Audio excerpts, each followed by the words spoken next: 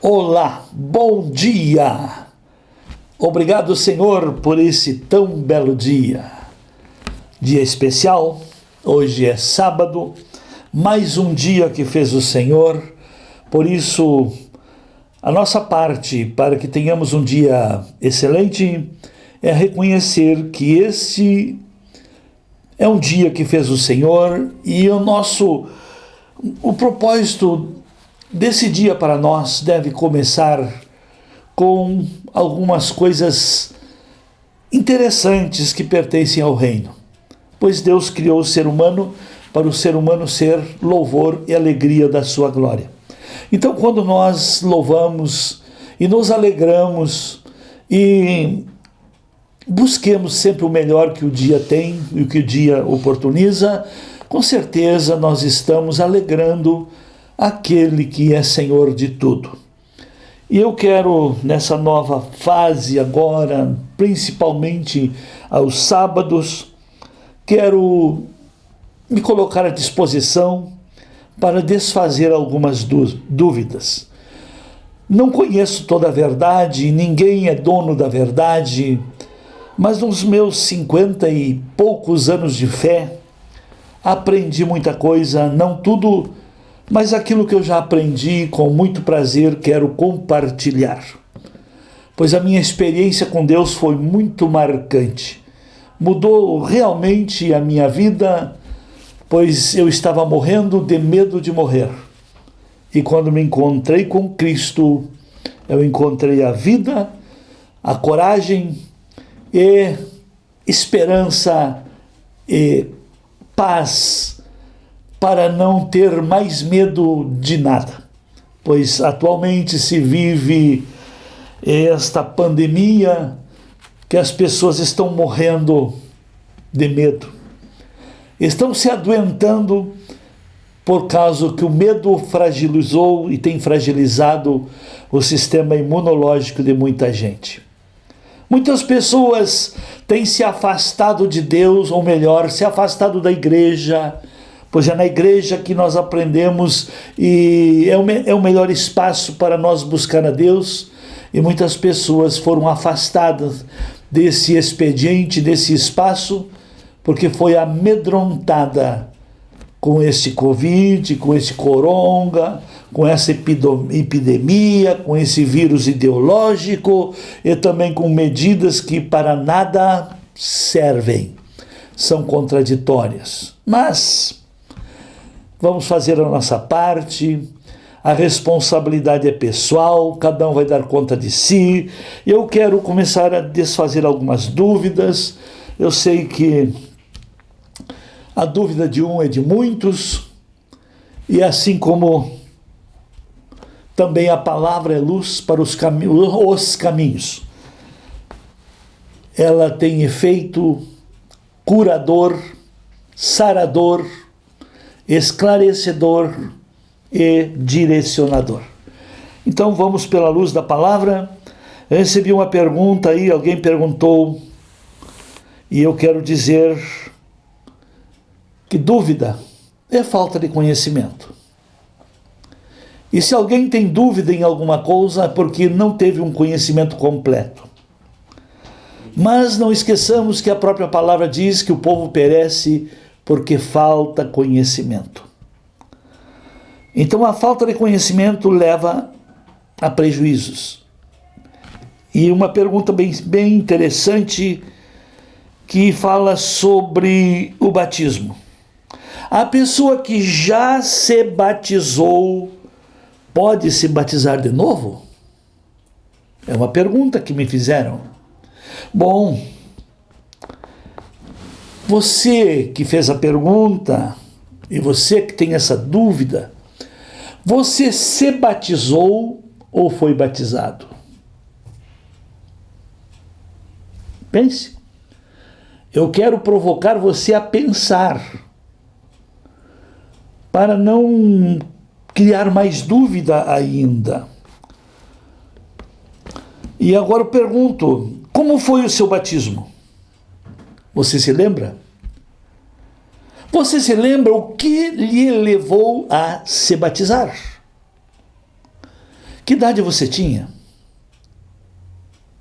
Foi uma decisão espontânea sua, que veio lá de dentro e ninguém o segurou? Nesses meus mais de 30 anos de pastorado, vi muita coisa linda.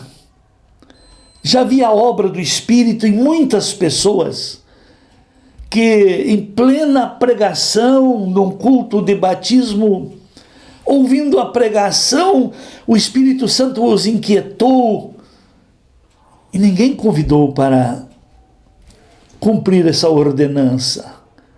Mas ela foi convencida pelo Espírito Santo e ela sentiu como uma necessidade, pois o batismo é uma ordenança. Mas o batismo, além de ser uma ordenança, ele é um ato de fé e obediência. E o que gera essa decisão, esse ato, essa convicção com decisão, é ter ouvido o Evangelho. Ouvido o Evangelho. Observe bem. A fé vem pelo ouvir e o ouvir a palavra de Deus. Nós temos que estarmos bem atentos a esse assunto, porque o sistema religioso quer batizar sem levar o Evangelho à pessoa. O Evangelho é a boa nova de salvação. É a informação que Jesus veio buscar e salvar o que se havia perdido. E a pessoa que está perdida é porque necessita de salvação. E o batismo, ele confirma a salvação. Em Marcos, capítulo 16, versículo 15, Jesus disse aos seus discípulos: Ide por todo o mundo, pregai o evangelho a toda criatura, quem crer e for batizado será salvo. Olha que a salvação, a fé vem pelo ouvir a pregação traz revelação desta graça salvadora que salva o ser humano, e a ação do Espírito Santo na vida da pessoa leva a pessoa a se batizar ou pedir o batismo. Então, vamos lá. Pode uma pessoa se batizar de novo? Bom, se você não tem certeza desse ato de fé e obediência que você fez, se você não tem na sua consciência que você tomou um posicionamento, que o seu batismo foi resultado de um ato de fé, obediência, que foi uma obra do Espírito no seu interior que lhe levou a pedir o batismo, a querer se batizar. Se você não tem essa certeza, não é demais você se batizar de novo. Não. Porque o batismo, ele traz em suma das suas simbologias morte, sepultamento e ressurreição. Então, o que se faz quando uma pessoa morre? É sepultado. E o batismo é um simbolismo de um sepultamento de uma vida que morreu para o pecado. E ao sair das águas, está simbolizando que ela ressuscitou agora com Cristo para essa nova vida, para viver e ser essa nova criatura, pois pelo batismo ela se enche de Cristo, ela se une com Cristo. Então o batismo lhe causa esse bem. Olha o que Jesus também disse aos seus discípulos, lá em Mateus 28, 19. Ele diz: Ide, portanto, fazei discípulos de todas as nações, batizando-os em nome do Pai, do Filho e do Espírito Santo, e ensinando-os a guardar todas as coisas que eu vos tenho ensinado. e eis que eu estou convosco todos os dias até a consumação do século. Mas tem outra coisa. Mas lá em Efésios capítulo 4, versículo 5, que fala das 7 unidades, eu quero lhe colocar 3 unidades apenas. No versículo 5 do capítulo 4 de Efésios, que há um só Senhor, uma só fé e um só batismo. Vamos lá? Tem 7 unidades, mas eu apenas vou colocar essas 3, porque as horas andam rápido. Mas há um só batismo, então eu não posso me batizar de novo. Há uma só fé. Quantas vezes você negou a sua fé e você voltou a exercitar a fé? Quantas vezes você negou o senhorio de Cristo sobre a sua vida e você se voltou novamente para Cristo? Se o batismo não mantém essa marca ou este marco, se o batismo não foi um marco de mudança na sua vida, eu acho que você deve se batizar de novo, sim. Você não vai fazer outro batismo. Você vai fazer um batismo consciente. Você vai fazer um batismo por escolha pessoal, decisão pessoal, assumindo um compromisso pessoal. Se você, quando se batizou, não tinha consciência da importância do batismo, o batismo não marcou a sua vida. Então não é demais você se batizar para você, então, tornar público a sua fé, o seu compromisso com Cristo, a sua união com Cristo e a sua integração à igreja, corpo de Cristo. Então, não é pecado não se batizar de novo, desde que você não tenha marcos, um compromisso que marcou a sua personalidade, que marcou e criou novos conceitos e novos valores. Se a sua vida não foi recriada em valores espirituais, em princípios de obediência a Deus, eu acho que está na hora de sepultar a velha natureza que você ainda carrega. Não é pecado se batizar de novo, desde que você veja que precisa ser novo e até agora não conseguiu. Sepulte a sua falsa religiosidade, sepulte as suas tradições, sepulte coisas que até agora não resolveram, não somaram nada. Deus abençoe. Não viva com dúvida. Qualquer dúvida, pergunte, que você vai ouvir respostas pela palavra. Aí vai depender de você. Se você ainda tem a palavra de Deus como fonte de riqueza, de verdade, como valores eternos, pode continuar perguntando. Para que viver na dúvida se a palavra de Deus pode responder?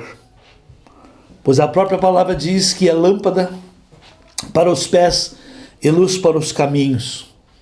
A palavra de Deus, ela é viva, ela é eficaz, ela é poderosa, ela é mais penetrante que uma espada de 2 gumes, que penetra até a divisão da alma e do espírito, juntas e medulas, é apta para discernir pensamentos e intenções do coração.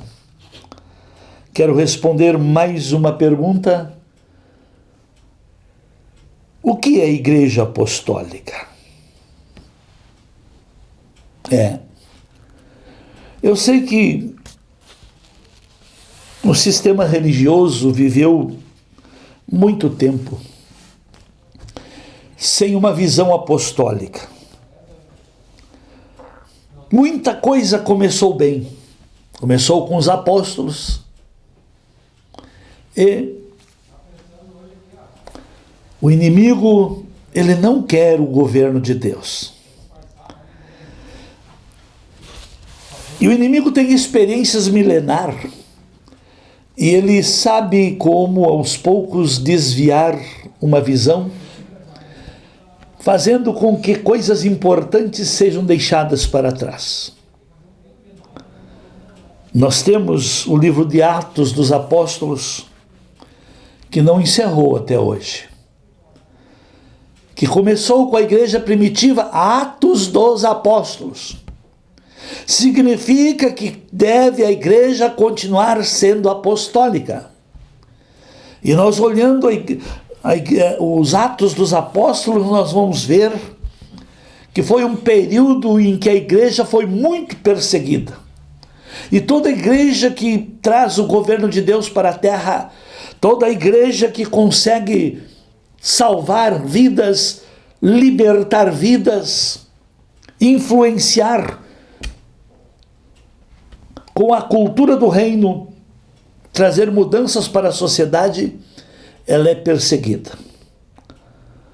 Hoje nós estamos vendo que toda essa situação que criaram um vírus para, na sombra dele, querer destruir a fé, os princípios judaicos cristãos, querer destruir e afastar, destruir a comunidade cristã, a família da fé, aí então usam de muitas maneiras. Nós olhando o livro dos Atos dos Apóstolos, não foi diferente naquele tempo. Eram proibidos de pregar, de se reunir. Mas uma igreja que tem visão apostólica, ela conhece o Deus que ela serve, ela sabe a missão que ela tem e ela sabe também exercitar o poder que foi dado para ela. Exatamente. Mas o que é uma igreja apostólica? É uma igreja que tem apóstolo. Então apostólica vem de apóstolo. Apóstolo significa embaixador. Lá em 2 Coríntios, capítulo 5, parece que é o verso 19 ou 20, que fala que nós somos embaixadores de Cristo. Quem é o embaixador? É o que representa. Representa o país. Representa a nação da onde ele veio. Jesus, nosso embaixador, sumo apóstolo, sumo pastor, ele fez discípulos, escolheu os apóstolos e deu essa mesma missão de reconciliar as pessoas com Deus. A Igreja Apostólica trabalha na reconciliação. A Igreja Apostólica, ela é fundamentada nos fundamentos dos apóstolos, nos princípios, na doutrina dos apóstolos. Isso está em Efésios capítulo 2, versículo 20, que diz assim: edificados sobre os fundamentos dos apóstolos e profetas, sendo ele mesmo Cristo como a pedra angular, que todo o edifício bem edificado, toda a vida bem edificada em cima dos ensinos de Cristo, cresce para santuário divino e para uma vida dedicada ao Senhor. A Igreja Apostólica, Jesus é o cabeça. E como ele é o cabeça, como é que ele organizou a igreja? Efésios capítulo 4, versículo 10. Aquele que desceu é também o mesmo que subiu acima de todos os céus para encher todas as coisas.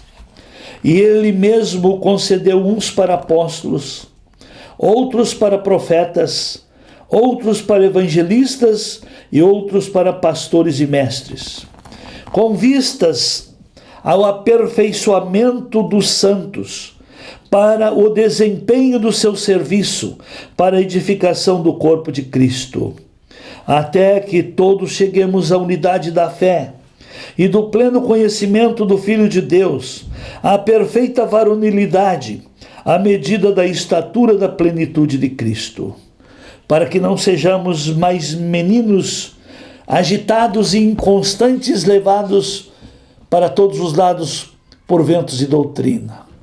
Então, uma igreja apostólica, ela aperfeiçoa os santos para os santos servirem. Para os santos servirem. Observe uma coisa interessante aqui, que Pedro falou na sua primeira carta, capítulo 4, versículo 10. Ele diz: servi uns aos outros, conforme o dom que cada um recebeu, como bons dispenseiros da multiforme graça de Deus. A Igreja Apostólica ensina o povo a servir. Por quê? Porque a Igreja Apostólica, ela vê o ser humano num todo. O ser humano tem um corpo, dentro do corpo tem uma alma e um espírito. O ser humano tem uma vida tridimensional: vida espiritual, vida social e vida material. Uma igreja apostólica vê o ser humano em todas as faixas etárias, do bebê ao idoso. E Jesus é o Senhor de uma igreja em que atende como família. Como família. Eu atrasei 20 anos dentro de uma igreja evangélica. 16 anos eu perdi dentro de uma religião de muita idolatria. E depois me converti a Cristo, tive uma experiência, mas na igreja que eu vivi, não cuidavam da vida social, nem da vida material. Era só a igreja, o horário do culto, um só ambiente para todos, do bebê ao idoso, assistir a mesma palavra, o mesmo expediente. Isso aí não é uma igreja visão de reino. Deus opera lá, mas só é beneficiado uma classe de pessoas, ou um nível de pessoa, ou uma faixa etária de pessoa. Mas uma igreja apostólica vê que a criança precisa uma linguagem ao nível da sua capacidade de entendimento e de absorção. Uma igreja apostólica vê que tem muitas coisas que corrompeu, estragou, fragilizou o ser humano e que não adianta culparmos o diabo. Às vezes foi falta de ensino, falta de cuidado, falta de condições sociais e até materiais. Uma igreja apostólica consegue ver o ser humano num todo. A igreja apostólica interage na realidade. Nós estamos aí vivendo um período, já 15 meses de pandemia. A mensagem do nosso altar, ou do altar de nossas ministrações, tem que trazer solução para os atingidos, para os fragilizados. A palavra precisa trazer fortalecimento, encorajamento, preparo, porque essa maneira, essas guerras ideológicas apenas estão começando, pois Jesus falou dos prenúncios da sua volta, esse tipo de coisa que estaria acontecendo. E uma igreja apostólica está muito bem antenada na realidade dos tempos.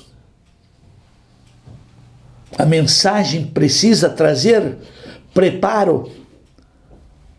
A igreja apostólica não vive correndo atrás da bênção, ela ensina a ser bênção. A igreja apostólica está mais preocupada em preparar as pessoas para a eternidade do que apenas estar livrando as pessoas e correndo atrás de milagres. Porque uma vida preparada que não se deixa atingir pelos males, esse é um milagre muito valioso. A igreja apostólica tem ensino para que o povo consiga viver e conviver com as diferenças. Olha o que tem de igreja que é só para jovem. Tem outro tipo de igreja que é só para casais. Tem outro tipo de igreja que é só para quem gosta de louvar. Tem outro tipo de igreja que é só vão buscar revelação. Isso não é errado, mas só atinge um tipo de pessoa.